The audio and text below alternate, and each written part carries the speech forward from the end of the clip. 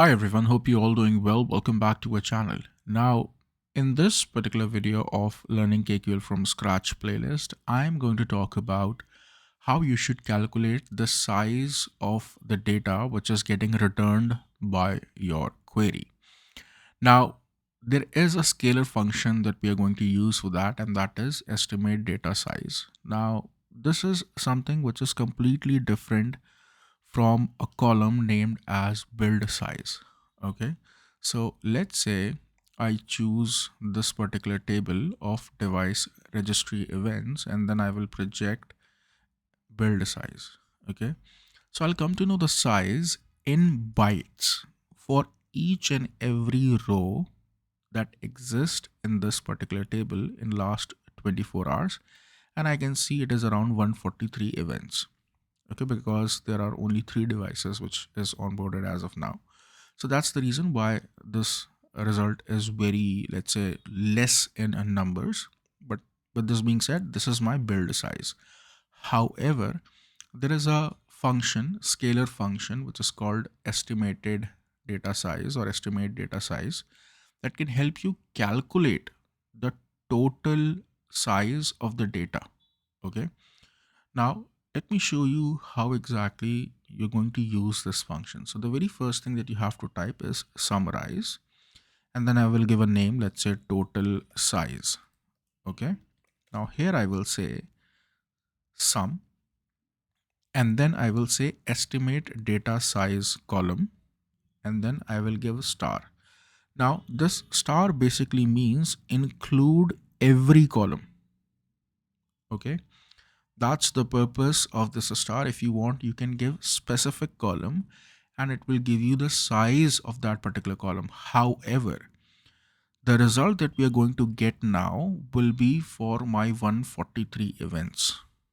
Okay, so this is the data in bytes. Okay, so let's say if I do a conversion, let's say in GB, so 1 2 3 4 5 6 7 8 9, and if I run this, I'm getting 0 because it's that low. Okay, so let's say if I do it in MB, that's also it's 0. So I can remove this and just show you the byte value itself because the data is too low to show you the conversion. Okay, so you can see now that this is my total data for 143 events in bytes. Now let's say I want to know this size for specific columns. So I can say, let's say device ID, device name, let's say initiating process file name, and let me run this query in a different tab. And let me remove this line from here, run this here, and run this here. So basically what's happening now that I have selected in this particular query to project only these 3 columns. Okay, now since only these 3 are getting projected, you can see the data size has been reduced. Okay, here it is 152,486 and here it is 10252.